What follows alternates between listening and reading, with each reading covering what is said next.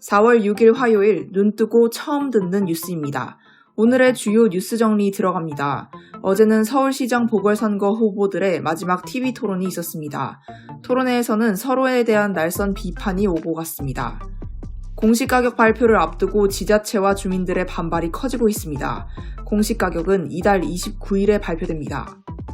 LG전자가 스마트폰 사업을 철수하기로 결정했습니다. 사업을 시작한 지 26년 만의 결정입니다.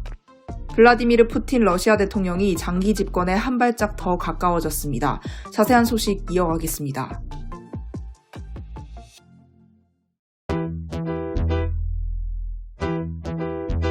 어제는 서울시장 보궐선거 후보들의 마지막 TV 토론이 있었습니다.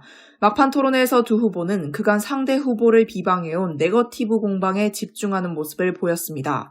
특히나 오세훈 후보의 서울 내곡동 땅 특혜 의혹을 두고 날선 말이 오고 갔습니다.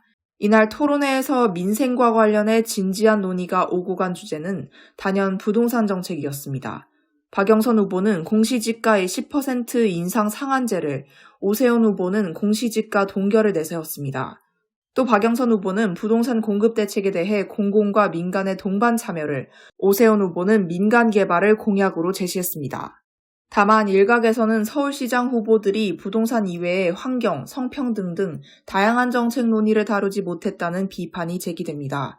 한편 오늘 두 후보는 선거 하루를 앞두고 강북 지역에서 막판 유세에 나섭니다. 박영선 후보는 광화문, 서대문구, 은평구, 여의도, 홍대 일대를 방문하고 오세훈 후보는 광진구, 중랑구, 노원구, 강북 등을 방문할 예정입니다. 지난해 문재인 정부는 부동산 공시가격을 시세의 90%까지 올리겠다고 발표한 바 있습니다. 국토교통부는 이달 29일에 공시가를 발표하는데 발표를 앞두고 공시가격 상승에 대한 반발이 커지고 있습니다. 특히나 국토부에 공시가 조정을 요청하는 의견 제출 건수가 역대 최대를 기록할 것으로 보입니다. 국토교통부는 2021년도 공동주택 공시가격에 대한 의견 제출을 지난달 16일부터 받아 어제 마감했습니다. 아직 정확한 제출 건수가 집계되진 않았지만 최근 서울과 세종의 아파트 단지들이 연대 서명을 내고 집단 반발에 나서면서 국토부에 항의하는 목소리가 커졌습니다. 지자체 차원에서도 공시가 상승에 대한 반발이 나오고 있습니다. 어제 서울 서초구와 제주도는 공동 기자회견을 열고 현재 공시가격을 산정하는 방식에 문제가 있다며 공시가격 재조사를 촉구했습니다. 이날 기자회견에서 조은희 서초구청장은 동일한 아파트의 같은 평수인데도 공시가격 상승률이 다르거나 혹은 시세보다 공시가격이 높게 나온 사례 등 오류가 있었다고 주장했습니다. 국토부는 중앙부동산가격공시위원회의 심의를 거쳐 이달 29일부터 5월 7일까지 공시가를 발표할 예정입니다. 이때 공시가격을 산정할 때 근거가 되는 기초자료도 공개됩니다.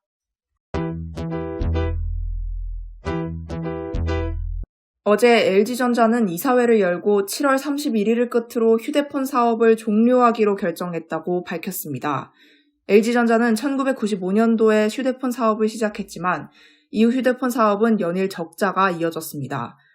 대신 LG전자는 생활가전과 AI나 미래 사업에 집중할 것으로 알려졌습니다.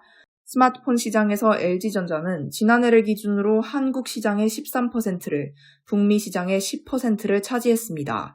이후 스마트폰 시장에서는 LG의 시장 점유율을 차지하려는 경쟁이 치열해질 것이란 전망이 나옵니다.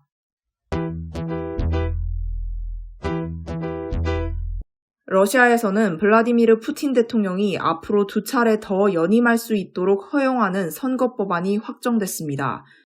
현지 시간으로 5일, 푸틴 대통령은 선거법 개정안에 서명했는데 개정안은 같은 사람이 3번 이상 대통령직을 맡을 수 없도록 하는 내용을 담고 있습니다. 다만 단서 조항이 있는데 이 조항은 기존 대통령의 임기를 없던 것으로 백지화합니다. 결론적으로 푸틴 대통령 자신이 집권했던 임기가 없는 것으로 간주돼 앞으로 2차례 더 대통령직을 맡을 수 있게 됐습니다. 이렇게 되면 푸틴 대통령은 2036년까지 총 32년 동안 대통령 자리에 있을 수 있게 됩니다. 스탈린 구소련 공산당 서기장의 30년 집권을 넘어서는 장기 집권입니다.